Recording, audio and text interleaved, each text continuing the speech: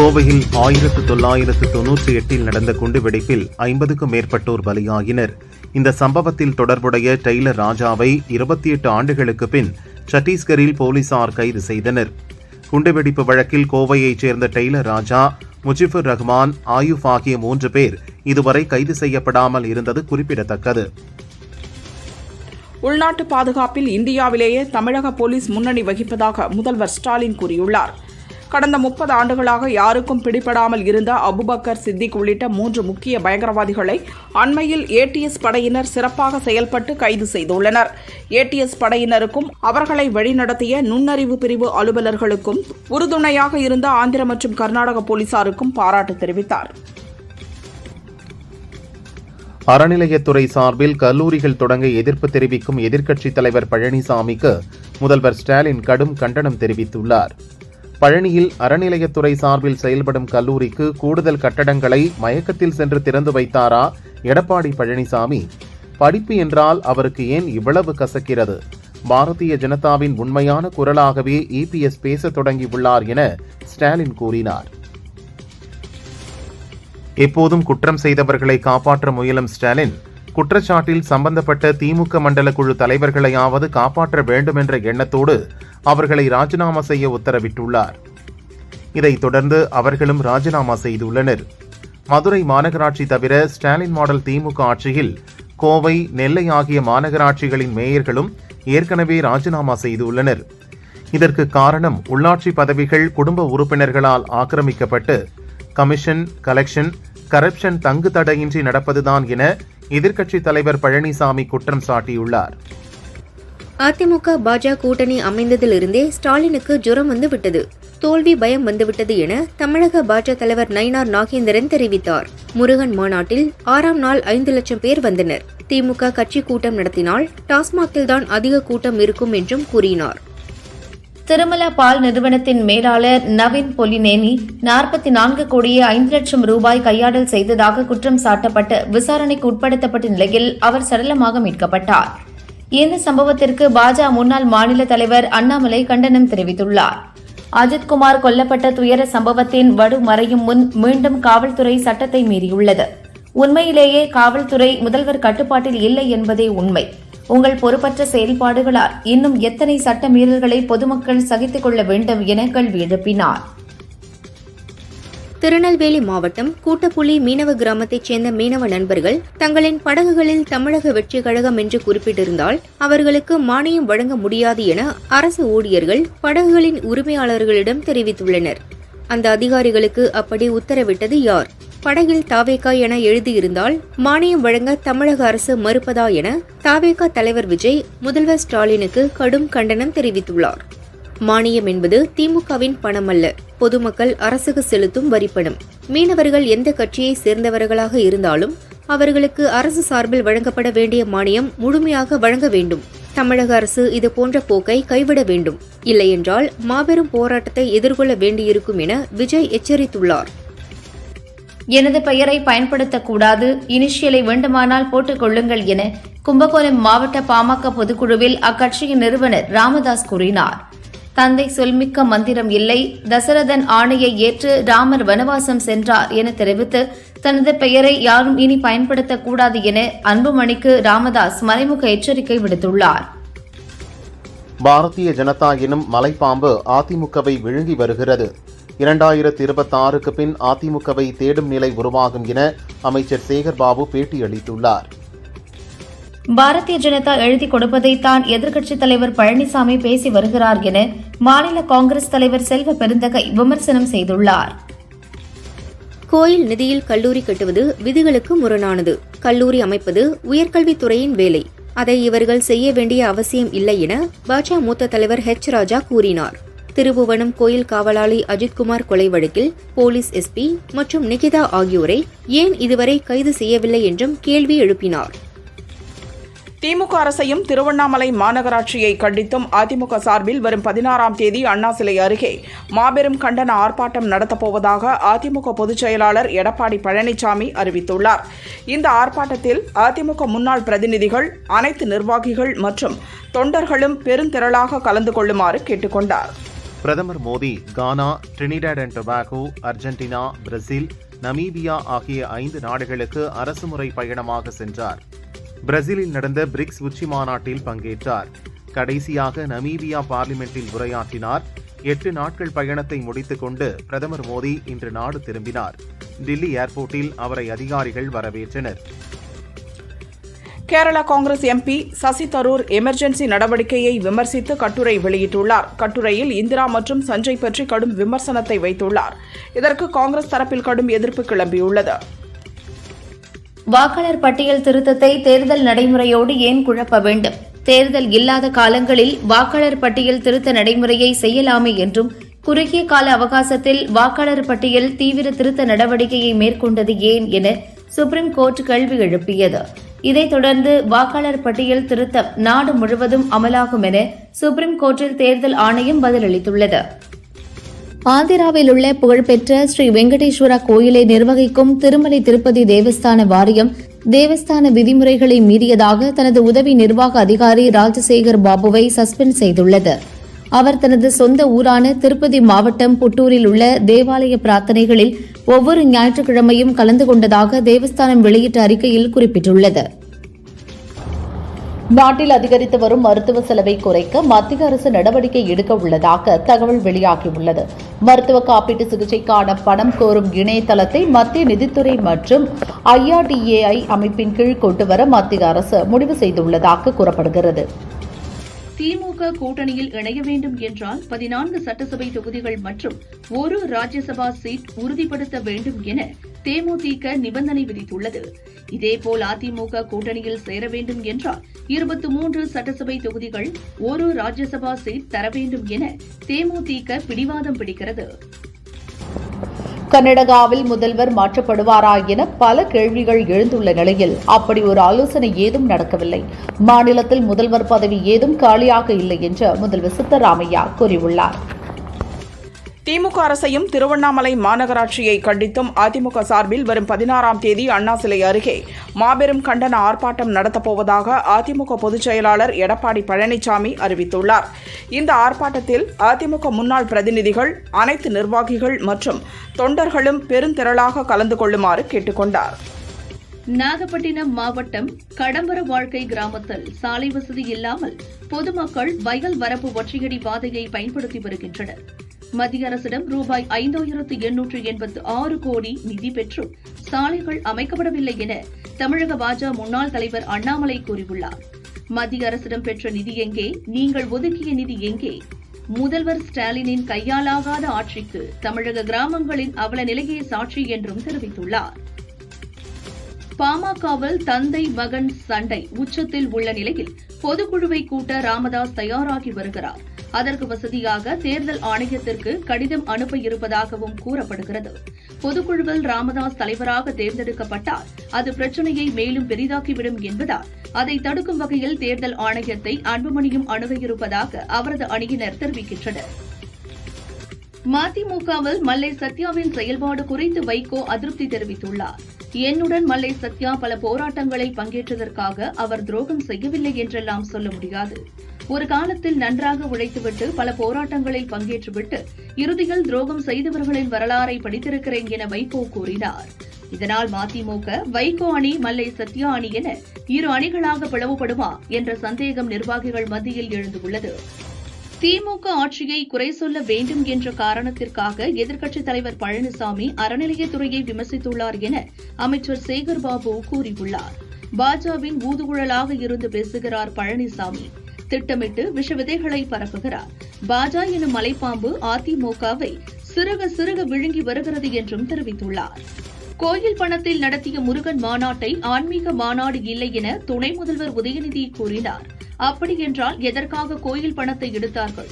உதயநிதி மீதும் சேகர்பாபு மீதும் வழக்கு பதிவு செய்ய வேண்டும் என பாஜக மூத்த தலைவர் எச் ராஜா தெரிவித்தார். இந்துக்களை சீண்டி பார்க்க வேண்டாம். ஆட்சி மாற்றம் ஏற்பட்டவுடன் ஊழல் அமைச்சர்கள் சிறை செல்வது உறுதி என்றும் சொன்னார். ஆசிரியர்கள் மற்றும் முறையான கட்டமைப்பு இல்லாமலும் பள்ளி கட்டிடங்களில் கல்லூரிகளை நடத்துவதும் வகுப்பறைகள் இல்லாமல் புதிய பாடப்பிரிவுகளை தொடங்குவதும் என வெறுங்கைகளால் முழம்போடும் நாடகங்களை திமுக அரசு நடத்தி கொண்டிருப்பதாக பாமக தலைவர் அன்புமணி விமர்சித்துள்ளார். இந்த நாடகங்களால் மக்களையும் மாணவர்களையும் நீண்ட நாட்களுக்கு ஏமாற்ற முடியாது என தெரிவித்தார். பாரதிய ஜனதா எனும் மலைப்பாம்பு அதிமுகவை விழுங்கி வருகிறது. 2026க்கு பின் அதிமுகவை தேடும் நிலை உருவாகும் என அமைச்சர் சேகர்பாபு பேட்டியளித்துள்ளார். திருநெல்வேலி மாவட்டம் கூட்டப்புலி மீனவ கிராமத்தைச் சேர்ந்த மீனவ நண்பர்கள் தங்களின் படகுகளில் தமிழக வெற்றிக் கழகம் என்று குறிப்பிட்டிருந்தால் அவர்களுக்கு மானியம் வழங்க முடியாது என அரசு ஊழியர்கள் படகுகளின் உரிமையாளர்களிடம் தெரிவித்துள்ளனர். அந்த அதிகாரிகளுக்கு அப்படி உத்தரவிட்டது யார்? படகில் தாவேகா என எழுதியிருந்தால் மானியம் வழங்க தமிழக அரசு மறுப்பதா என தாவேகா தலைவர் விஜய் முதல்வர் ஸ்டாலினுக்கு கடும் கண்டனம் தெரிவித்துள்ளார். மானியம் என்பது திமுகவின் பணம் அல்ல, பொதுமக்கள் அரசுக்கு செலுத்தும் வரிப்பணம். மீனவர்கள் எந்த கட்சியை சேர்ந்தவர்களாக இருந்தாலும் அவர்களுக்கு அரசு சார்பில் வழங்கப்பட வேண்டிய மானியம் முழுமையாக வழங்க வேண்டும். தமிழக அரசு இதுபோன்ற போக்கை கைவிட வேண்டும், இல்லையென்றால் மாபெரும் போராட்டத்தை எதிர்கொள்ள வேண்டியிருக்கும் என விஜய் எச்சரித்துள்ளார். பேச்சிப்பாறை சிற்றாறு பட்டினங்கால் கால்வாய் மூலம் பல கிளை கால்வாயை கொண்டு முன்பு 1,05,000 ஏக்கர் நெல் விவசாயம் கன்னியாகுமரி மாவட்டத்தில் நடைபெற்று வந்ததாக பால்வள அமைச்சர் மனோ தங்கராஜ் தெரிவித்தார். தற்போது 3,000 ஏக்கர் நெல் விவசாயம் குறுகிவிட்டதாகவும் அனைவரும் இணைந்து விவசாயத்தை பாதுகாக்க வேண்டும் என கேட்டுக் கொண்டார். கோயில் நிதியில் கல்லூரி கட்டுவது விதிகளுக்கு முரணானது. கல்லூரி அமைப்பது உயர்கல்வித்துறையின் வேலை. அதை இவர்கள் செய்ய வேண்டிய அவசியம் இல்லை என பாஜக மூத்த தலைவர் ராஜா கூறினார். திருபுவனம் கோயில் காவலாளி அஜித்குமார் கொலை வழக்கில் போலீஸ் எஸ்பி மற்றும் நிகிதா ஆகியோரை ஏன் இதுவரை கைது செய்யவில்லை என்றும் கேள்வி எழுப்பினார்.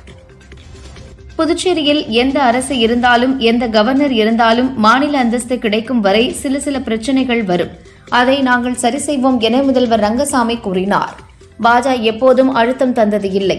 பாஜக கூட்டணியை விட்டு வெளியேறும் நிலை இல்லை.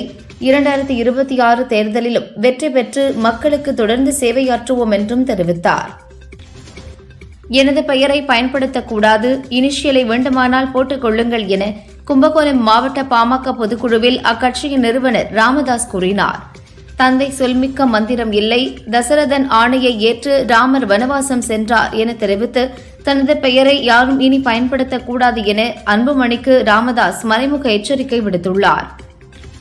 பாரதிய ஜனதா எழுதி கொடுப்பதைத்தான் எதிர்க்கட்சித் தலைவர் பழனிசாமி பேசி வருகிறார் என மாநில காங்கிரஸ் தலைவர் செல்வ பெருந்தகை விமர்சனம் செய்துள்ளார். திருவள்ளூர் மாவட்டம் களாம்பாக்கத்தைச் சேர்ந்த தனுஷ் தேனியை சேர்ந்த விஜயஸ்ரீயை காதல் திருமணம் செய்தார். இவர்களை பிரிப்பதற்காக தனுஷின் 17 வயது சகோதரரை கடத்தியது தொடர்பாக பெண்ணின் தந்தை வனராஜ், முன்னாள் போலீஸ் மகேஸ்வரி உள்ளிட்ட 5 பேர் கைது செய்யப்பட்டனர். கடத்தல் தொடர்பாக பெண்ணின் தந்தை வனராஜ் வாக்குமூலம் அளித்துள்ளார். தனுஷை கடத்தி தேனிக்கு அழைத்து சென்று விட்டார். என் மகள் வீட்டிற்கு வந்துவிடுவார் என மகேஸ்வரிதான் திட்டம் போட்டுக் கொடுத்தார். தனுஷ் இல்லாததால் அவரது தம்பியை கடத்தினோம் என கூறியுள்ளார். விருதுநகர் மாவட்டம் சாத்தூரில் மதிமுக நிர்வாகிகள் கூட்டம் நடந்தது. கூட்டத்தின் இடையே நிர்வாகிகள் புறப்பட்டு சென்றதால் பாதி சேர்கள் காலியானது. இதனால் ஆத்திரத்தின் உச்சிக்கு சென்ற வைகோ நிர்வாகிகளை திட்டினார். அரங்கில் முக்கால்வாசி சேர்கள் காலியாக இருந்ததை படம் பிடித்த செய்தியாளர்களை வைகோ வார்த்தைகளால் வசைபாடினார். நிர்வாகிகளை அழைத்து அவர்களை தாக்க உத்தரவிட்டார். மதிமுக நிர்வாகிகள் தாக்கியதில் செய்தியாளர்கள் பலர் காயமடைந்தனர். முஸ்லிம் தாய்மார்கள் சிந்தும் கண்ணீர் இந்த ஆட்சியை வீழ்த்தும். முஸ்லிம் கைதிகளை விடுதலை செய்வதாக ஸ்டாலின் வாக்குறுதி அளித்தார். ஆனால் நிறைவேற்றவில்லை என நாம் தமிழர் கட்சியின் தலைமை ஒருங்கிணைப்பாளர் சீமான் குற்றம் சாட்டினார்.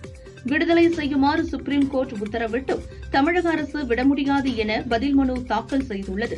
இதை கண்டித்து ஆகஸ்ட் முதல் வாரத்தில் மதுரையில் போராட்டம் நடத்தப்படும் என்றும் அறிவித்துள்ளார். ஆந்திர மாநிலம் ஏலூரில் பர்னிச்சர் தொழிற்சாலையில் ஏற்பட்ட தீ விபத்தில் பல கோடி ரூபாய் மதிப்பிலான பொருட்கள் எரிந்து சேதமடைந்தன. மின்கசிவால் தீ பிடித்ததாக முதற்கட்ட விசாரணையில் தெரியவந்தது. சென்னையில் இன்று ஆபரண தங்கத்தின் விலை சவரனுக்கு 160 ரூபாய் உயர்ந்து ஒரு சவரன் 72,160 ரூபாய்க்கு விற்பனையாகிறது. 1 கிராம் தங்கம் 9,020 ரூபாய்க்கு விற்கப்படுகிறது. வெள்ளி விலையில் மாற்றம் இன்றி 1 கிராம் வெள்ளி 120 ரூபாய்க்கு விற்பனை செய்யப்படுகிறது. கடலூர் மாவட்டம் செம்மங்குப்பத்தில் வேன் மீது ரயில் மோதிய விபத்தில் படுகாயமடைந்த பள்ளி வேன் டிரைவர் சங்கர் புதுச்சேரி ஜிப்மர் ஹாஸ்பிட்டலில் சிகிச்சை பெற்று வருகிறார். அவரிடம் நலம் விசாரித்த 7 பேர் கொண்ட உண்மையறியும் குழுவினர் விபத்து குறித்து அரை மணி நேரம் விசாரணை நடத்தினர். சட்டவிரோத சூதாட்ட ஆப் விளம்பரத்தில் விஜய் தேவரகொண்டா, ராணா டகுபதி, நிதி அகர்வால், பிரணீதா சுபாஷ், மஞ்சுலட்சுமி உட்பட 29 நடிகர்கள் மீது அமலாக்கத்துறை வழக்கு பதிவு செய்துள்ளது. ஒகேனக்கல் காவிரி ஆற்றிற்கு நீர்வரத்து 45,000 கன அடியாக உள்ளது. மெயின் அருவி, ஐந்தருவி, சினிஃபால்ஸ் உள்ளிட்ட அருவிகளில் தண்ணீர் ஆர்ப்பரித்து கொட்டுகிறது. சுற்றுலா பயணிகள் அருவியில் குளிக்கவும் பரிசல் இயக்கவும் போடப்பட்ட தடை 16வது நாளாக தொடர்ந்து நீடிக்கிறது. தமிழகத்தில் அரசு மேல்நிலைப் பள்ளிகளில் காலியாக உள்ள 1996 முதுகலை பட்டதாரி ஆசிரியர் காலி பணியிடங்களுக்கு இன்று முதல் வரும் ஆகஸ்ட் 12ஆம் தேதி வரை விண்ணப்பிக்கலாம் என ஆசிரியர் தேர்வு வாரியம் அறிவித்துள்ளது. அதன்படி முதுகலை ஆசிரியர், உடற்கல்வி இயக்குநர் மற்றும் கணினி பயிற்றுநர் ஆகிய பணியிடங்கள் நிரப்பப்பட உள்ளன. தமிழகத்தில் குழந்தைகளின் சிந்தனை திறன் குறைந்துவிட்டது என கூறப்படுவது ஆதாரமற்றது என ஹெகுரு பயிற்சி தொடர்பாக நடிகர் ரோபோ சங்கர் மகள் இந்திரஜா வெளியிட்ட வீடியோவில் பல தவறான தகவல்கள் இருப்பதாக தமிழக அரசின் தகவல் சரிபார்ப்பகம் விளக்கம் அளித்துள்ளது. சென்னை கிண்டியில் உள்ள கவர்னர் மாளிகைக்கு நேற்று மாலை இமெயிலில் வெடிகுண்டு இருப்பதாகவும் அது வெடிக்கும் எனவும் கூறப்பட்டிருந்தது. இதுகுறித்து சென்னை மாநகர போலீசாருக்கு தகவல் கொடுக்கப்பட்டதும் மோப்பநாய் மற்றும் வெடிகுண்டு நிபுணர்களுடன் போலீசார் விரைந்து வந்து சோதனையிட்டனர். 2 மணி நேர சோதனையில் அது புரளி என தெரிய வந்தது. மிரட்டல் குறித்து கிண்டி போலீசார் வழக்கு பதிந்து விசாரிக்கின்றனர். பல்வேறு நிகழ்ச்சிகளில் கலந்து கொள்ள 2 நாள் பயணமாக திருவாரூருக்கு முதல்வர் ஸ்டாலின் நேற்று சென்றார். தொடர்ந்து காட்டூரில் உள்ள அவரின் பாட்டி அஞ்சுகம் அம்மையாரின் நினைவிடம் சென்று மலர் தூவி மரியாதை செலுத்தினார். பின்னர் அங்கு ரோட் ஷோவை தொடங்கிய ஸ்டாலின் 6 கிலோமீட்டர் தூரம் சாலையில் நடந்து சென்று மக்களை சந்தித்து கோரிக்கை மனுக்களை பெற்றுக் கொண்டார். இந்நிலையில் 2வது நாளாக இன்று திருவாரூர் சன்னதி தெருவில் வீடு வீடாக சென்று பிரச்சாரம் மேற்கொண்ட ஸ்டாலின் அரசின் நலத்திட்டங்கள் முறையாக சென்று சேர்கிறதா என பொதுமக்களிடம் கேட்டறிந்தார். காரைக்கால் அம்மையார் அடியாராக வந்த ஈசனுக்கு சாப்பிட மாங்கனி படைத்ததையும் அவருக்கு சிவபெருமான் மாங்கனி அருளியதையும் நினைவு கூறும் வகையில் ஆண்டுதோறும் ஆனி மாத பௌர்ணமி நாளன்று காரைக்காலில் மாங்கனி திருவிழா நடத்தப்படுகிறது. அதன்படி ஆனி பௌர்ணமியான இன்று காரைக்காலில் மாங்கனி திருவிழா கோலாகலமாக கொண்டாடப்பட்டது. மக்கள் மாங்கனிகளை ஸ்ரீ பிச்சாண்டவரை நோக்கி வீசி வழிபட்டனர். விழாவில் ஏராளமான பக்தர்கள் கலந்து கொண்டனர். விழாவை ஒட்டி அம்மாவட்டத்திற்கு இன்று உள்ளூர் விடுமுறை விடப்பட்டது.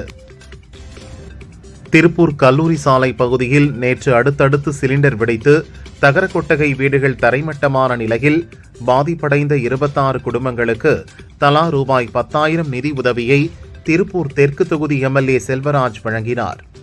மாவட்ட நிர்வாகம் சார்பில் அவர்கள் தற்போது தனியார் மண்டபத்தில் தங்க வைக்கப்பட்டுள்ளனர். விரைவில் குடியிருப்பு ஏற்பாடு செய்யப்படும் என தெரிவிக்கப்பட்டுள்ளது. திருச்செந்தூர் சுப்பிரமணிய சுவாமி கோயில் கடற்கரை இன்று பௌர்ணமி தினத்தை முன்னிட்டு சுமார் 100 அடி தூரம் உள்வாங்கியது. பாசி படர்ந்த பவளப்பாறைகள் வெளியே தென்பட்டது. பக்தர்கள் அதன் மீது ஏறி நின்று செல்ஃபி எடுத்து மகிழ்ந்தனர். கொடைக்கானல் பெர்ன்ஹில் ரோடு அருகே ரீல்ஸ் மோகத்தால் 2 இளைஞர்கள் காட்டெருமையை பைக்கில் அதிக ஒலி எழுப்பி இடையூறு செய்தனர். 2 இளைஞர்களையும் வனத்துறையினர் எச்சரித்து அபராதம் விதித்தனர். புதுக்கோட்டையில் காரில் மதுபோதையில் வந்த காவலர் 2 வீலரில் வந்தவர் மீது மோதினார். விபத்து ஏற்படுத்திய பின்னரும் அதே இடத்திலேயே காரை நிறுத்தி காரில் அமர்ந்து மதுவை அருந்தியுள்ளார். ஆவேசமடைந்த அப்பகுதி மக்கள் குடிபோதையில் இருந்த காவலரை மடக்கி பிடித்து காவல்துறையிடம் ஒப்படைத்தனர். விருதுநகர் மாவட்டம் அருப்புக்கோட்டை அருகே பாளையம்பட்டி விலக்கு மதுரை தூத்துக்குடி 4 வழிச்சாலையில் தூத்துக்குடியிலிருந்து பழனிக்கு சென்ற கண்டெய்னர் லாரியும் மதுரையிலிருந்து தூத்துக்குடி சென்று கொண்டிருந்த சரக்கு லாரியும் நேருக்கு நேர் மோதின. இதில் 2 லாரி டிரைவர்களும் கிளீனரும் சம்பவ இடத்திலேயே இறந்தனர். அருப்புக்கோட்டை டவுன் போலீசார், தீயணைப்பு துறையினர் மற்றும் கிரேன் உதவியுடன் உடல்களை மீட்டனர்.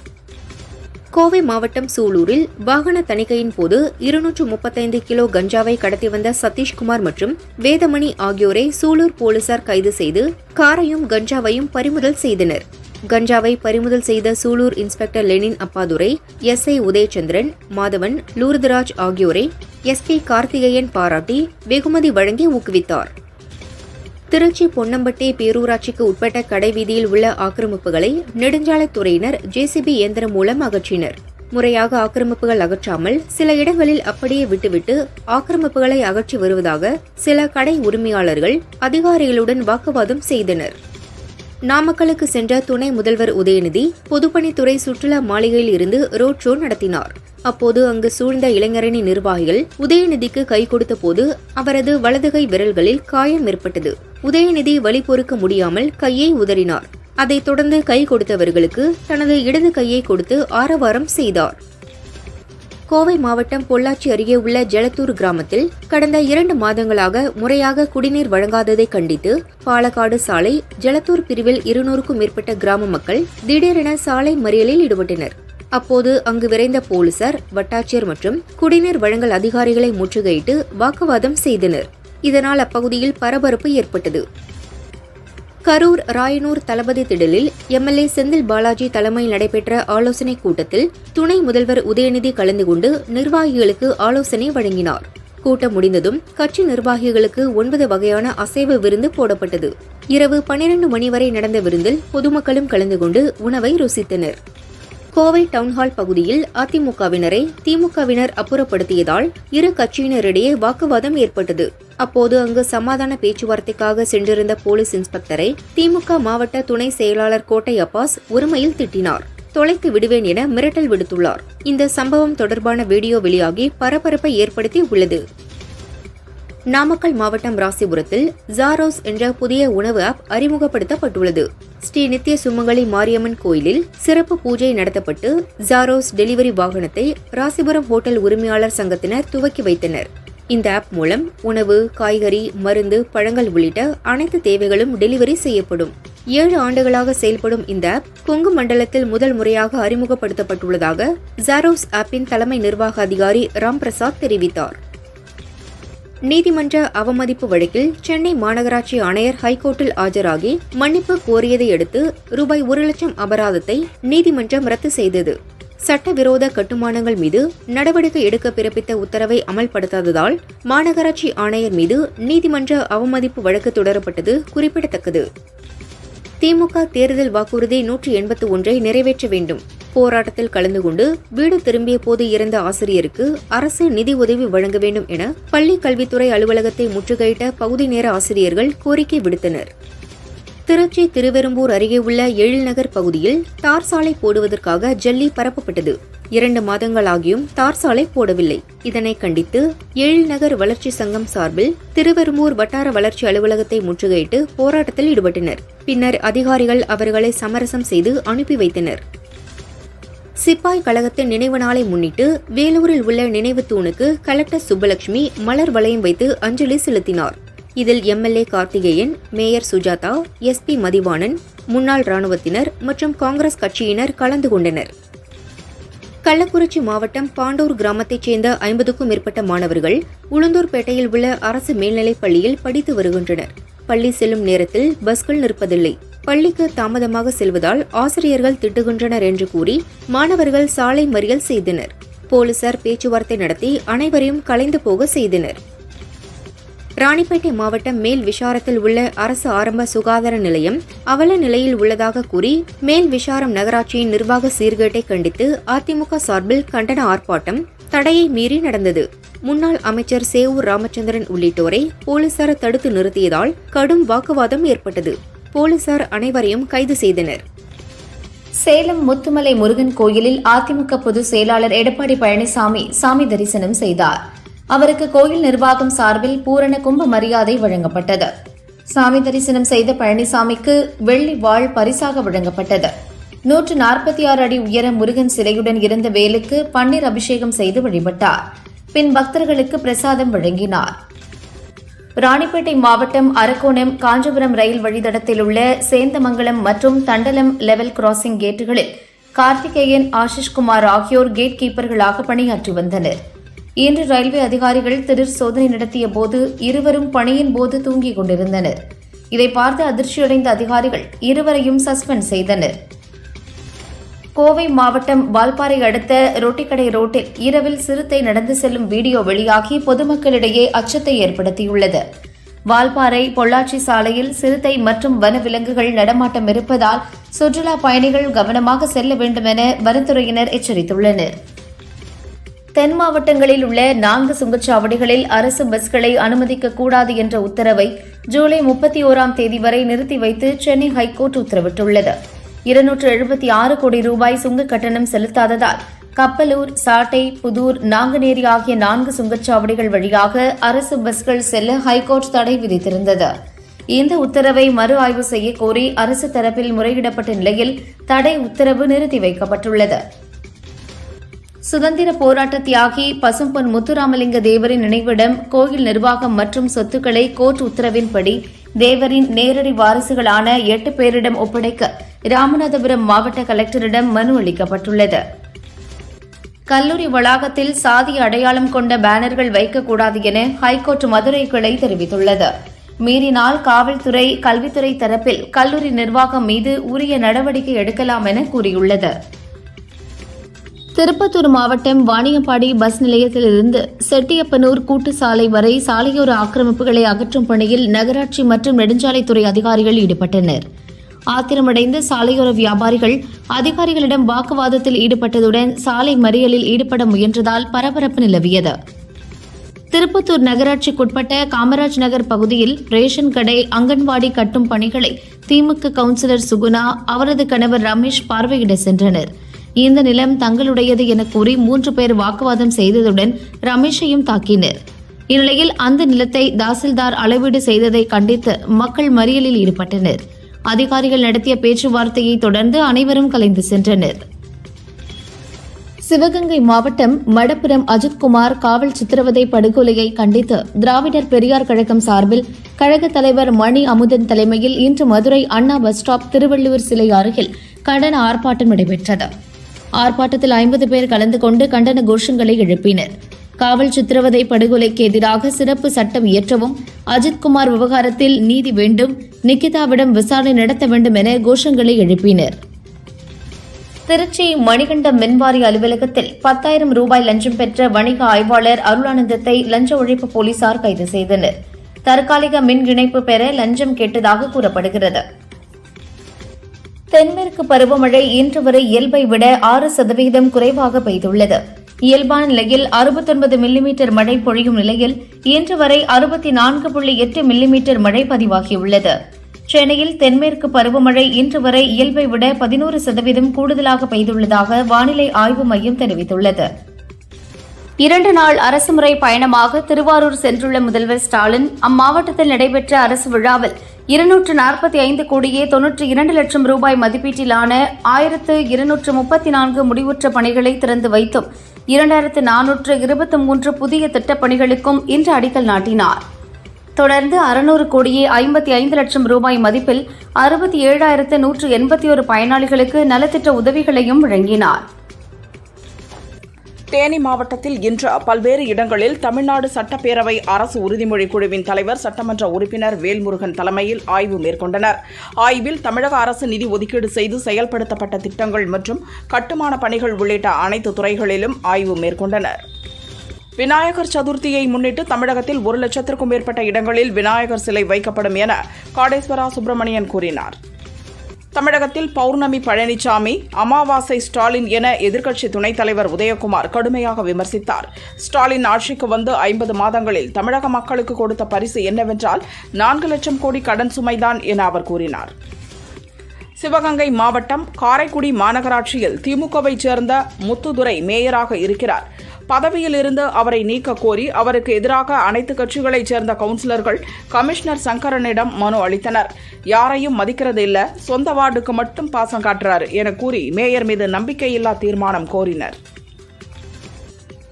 கோவை மாவட்டம் பொள்ளாச்சி அருகே டாப் ஸ்லிப்பில் இருந்து தோணக்கடவு செல்லும் வழியில் சாலை ஓரத்தில் குட்டியுடன் நின்ற பெண் காட்டு யானையை அங்கு வந்த சுற்றுலா பயணிகள் கண்டு ரசித்தனர். அப்போது சுற்றுலா பயணிகளின் வாகனத்தை திடீரென பெண் யானை தாக்க ஓடி வந்தது. சுதாரித்துக் கொண்ட சுற்றுலா பயணிகள் வாகனத்தை வேகமாக ஓட்டிச் சென்று உயிர் தப்பினர். யானை துரத்திய வீடியோ சோசியல் மீடியாவில் வைரலாகி வருகிறது. கரூர் அரசு மருத்துவமனையில் பிரசவத்திற்காக அனுமதிக்கப்பட்ட யோகி பிரியா என்ற பெண் குழந்தை பிறந்து ஓரிரு நாட்களில் இரத்தப்போக்கு ஏற்பட்டு உயிரிழந்த சம்பவம் உறவினர்களிடையே பெரும் சோகத்தை ஏற்படுத்தியுள்ளது. பயிற்சி டாக்டர்கள் சிகிச்சை அளித்ததால் யோகப்பிரியா உயிரிழந்ததாக உறவினர்கள் புகார் அளித்ததை அடுத்து பசுபதிபாளையம் போலீசார் வழக்கு பதிவு செய்து விசாரணை நடத்தி வருகின்றனர்.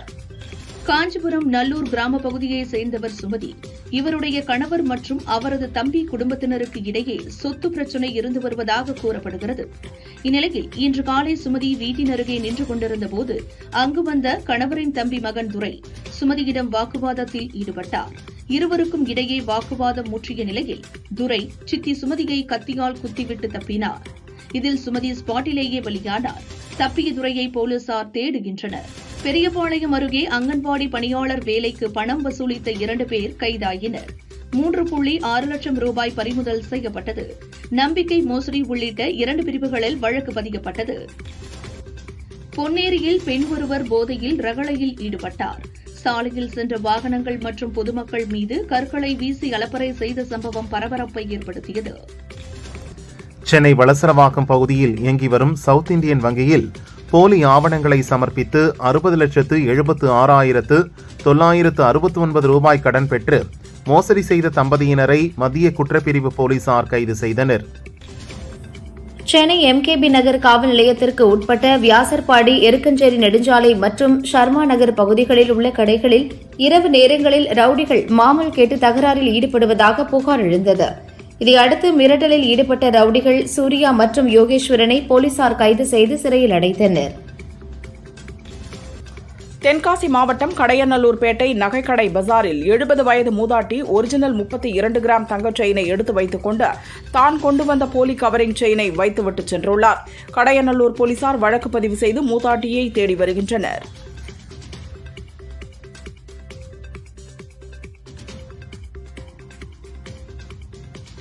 இந்து ஒற்றுமையை சிதைக்க ஜாதி மொழி பிரச்சினையை நம் எதிரிகள் ஆயுதமாக பயன்படுத்தி வருகின்றனர்.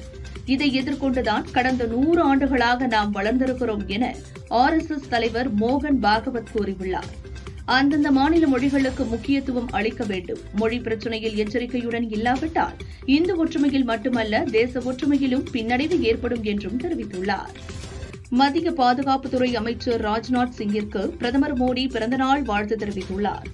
தனது கடின உழைப்பால் தன்னை வேறுபடுத்திக் கொண்டவர். இந்தியாவை பாதுகாப்பில் தன்னிறைவு பெற செய்வதற்கும் நமது ஆயுத படைகளை வலுப்படுத்துவதற்கும் அவர் மேற்கொண்ட முயற்சிகள் பாராட்டத்தக்கவை. அவர் நீண்ட நாள் ஆரோக்கியமான வாழ்க்கை வாழ வேண்டும் என வாழ்த்தினார்.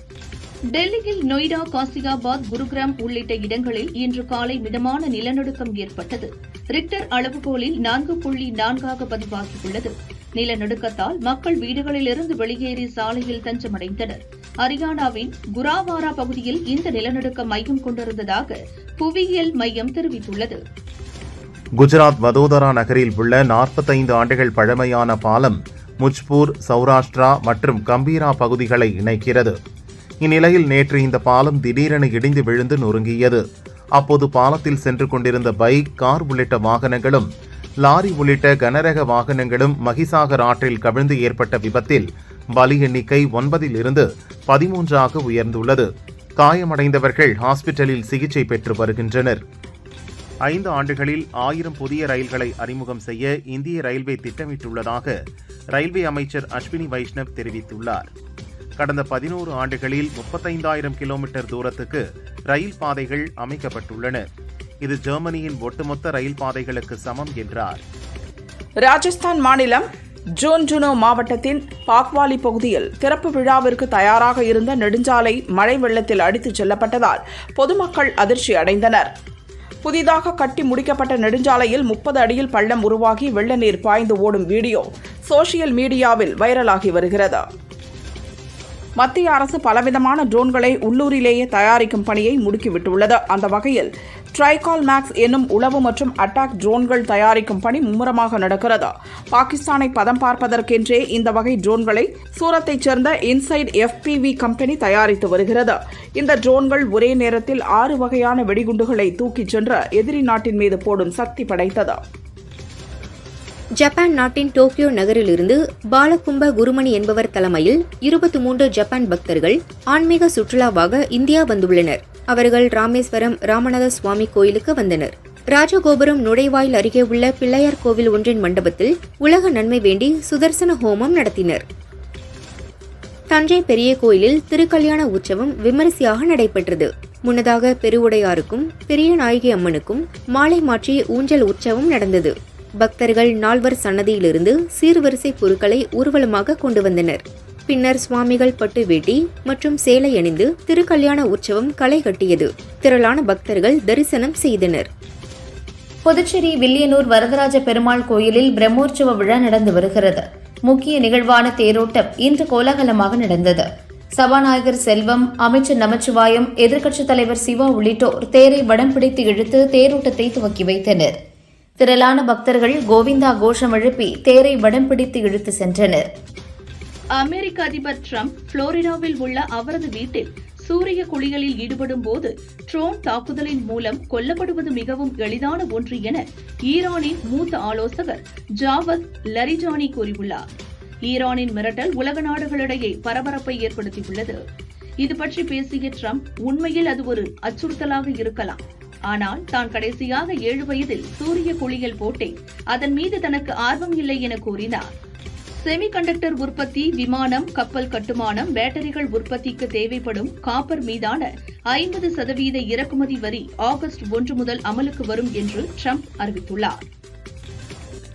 தனுஷ் நடித்த முதல் ஹிந்தி படம் ராஞ்சனா 2013 வெளியான இதை ஆனந்த் எல் ராய் இயக்க சோனம் கபூர் நாயகியாக நடித்தார். AR ரஹ்மான் இசையமைத்தார். காதல் கதையில் உருவான இப்படம் தமிழில் அம்பிகாபதி என்ற பெயரில் வெளியானது. இதை இப்போது டிஜிட்டல் தரத்தில் மெருகேற்றி AI தொழில்நுட்பத்தில் புதிய கிளைமேக்ஸ் காட்சியை இணைத்து வரும் ஆகஸ்ட் 1 படத்தை மறு வெளியீடு செய்கின்றனர். பெருமாளின் அவதாரங்களை வைத்து இயக்குனர் அஸ்வின் குமார் கன்னடத்தில் 3D தொழில்நுட்பத்தில் அனிமேஷன் படம் இயக்குகிறார். இதன் முதல் படமாக மகா அவதார் நரசிம்மா வரும் ஜூலை 25 தமிழ், தெலுங்கு, கன்னடம், ஹிந்தி உள்ளிட்ட 5 மொழிகளில் வெளியாகிறது. பெருமாளின் நரசிம்மர் அவதாரத்தை மையமாக வைத்து இந்த படம் தயாராகியுள்ளது. தற்போது இதன் ட்ரெய்லர் வெளியிடப்பட்டுள்ளது. இதையடுத்து பெருமாளின் மற்ற அவதாரங்களை வைத்து மகா அவதார் பரசுராம், மகா அவதார் ரகுநந்தன், மகா அவதார் கோகுலானந்தா, மகா அவதார் கல்கி பகுதி 1 மற்றும் மகா அவதார் கல்கி பகுதி 2 ஆகிய படங்களை 2027, 30, 33, 35, 37 ஆகிய ஆண்டுகளில் வெளியிடுவதாக அறிவித்துள்ளனர். நடிகை தமன்னா தமிழ், தெலுங்கு, ஹிந்தி ஆகிய மொழிகளில் நாயகியாக நடித்தாலும் மறுபுறம் ஒரு பாடலுக்கு கவர்ச்சி நடனமும் ஆடுகிறார். ஜெயிலர் படத்தின் காவாலா பாடலுக்கு பின் அதுபோன்று நிறைய வாய்ப்பு வருகிறது. இதில் ஆட சம்பளமும் அதிகம் என்பதால் தமன்னாவும் ஓகே சொல்கிறார். அந்த வகையில் மாருதி இயக்கத்தில் பிரபாஸ் நடிக்கும் தி ராஜா சாப் படத்திலும் சிறப்பு பாடலுக்கு தமன்னாவை ஆட வைக்க அழைப்பு விடுத்துள்ளனர். 96 மெய்யழகன் படங்களை இயக்கி பாராட்டு பெற்றவர் பிரேம்குமார். இவர் ஒரு நிகழ்வில் பேசும்போது, தமிழ் சினிமாவில் தற்போது நெகட்டிவ் விமர்சனங்கள் வருவது பிரச்சனையாக உள்ளது. இது நாளுக்கு நாள் அதிகமாகிறது. இன்றைய விமர்சகர்களின் டார்கெட் வேறாக உள்ளது. எல்லோரையும் அப்படி சொல்லவில்லை. சிலர் பேசும் விதம், வார்த்தைகள் நெகட்டிவாக உள்ளது. இப்போது பணம் கொடுத்து விமர்சனம் செய்வது 90% ஆகிவிட்டது. நேர்மையாக விமர்சனம் செய்பவர்கள் குறைவுதான். விமர்சனத்தை வைத்துதான் ரசிகர்களும் படத்திற்கு போவது பற்றி முடிவு செய்கிறார்கள். இது மிகவும் மோசமாக போய்க் கொண்டிருக்கிறது. இதை திரையுலகினர்கள் சரி செய்ய வேண்டும் என்றார். சத்ய சிவா இயக்கத்தில் சசிகுமார், லிஜோமோல் ஜோஸ் நடித்துள்ள ஃப்ரீடம் படம் இன்று வெளியாவதாக அறிவிக்கப்பட்டிருந்தது. ஆனால் படத்தின் ஃபைனான்ஸ் சிக்கல், தியேட்டர் பிரச்சனையால் வெளியாகவில்லை. இன்றைக்குள் அந்த சிக்கலை தீர்த்துவிட்டு நாளை படத்தை வெளியிட உள்ளார்கள் என கோலிவுட் வட்டாரங்கள் தெரிவிக்கின்றன. ராஜமௌலி இயக்கத்தில் பிரபாஸ், அனுஷ்கா, ராணா டகுபதி உள்ளிட்டோர் நடிப்பில் 2015 வெளியாகி வரவேற்பை பெற்ற படம் பாகுபலி. இதன் 2ஆம் பாகம் 2017 வெளியாகி 1800 கோடி ரூபாய் வசூலித்தது. இந்த 2 படங்களையும் இணைத்து ஒரு படமாக வெளியிடப் போவதாக ஏற்கனவே செய்தி வந்தது. இந்நிலையில் பாகுபலி முதல் பாகம் வெளியாகி 10 ஆண்டுகள் நிறைவடைந்த நிலையில் பாகுபலி படத்தின் 2 பாகங்களையும் இணைத்து பாகுபலி தி எபிக் என்ற பெயரில் வரும் அக்டோபர் 31 வெளியிடுவதாக அறிவித்துள்ளனர்.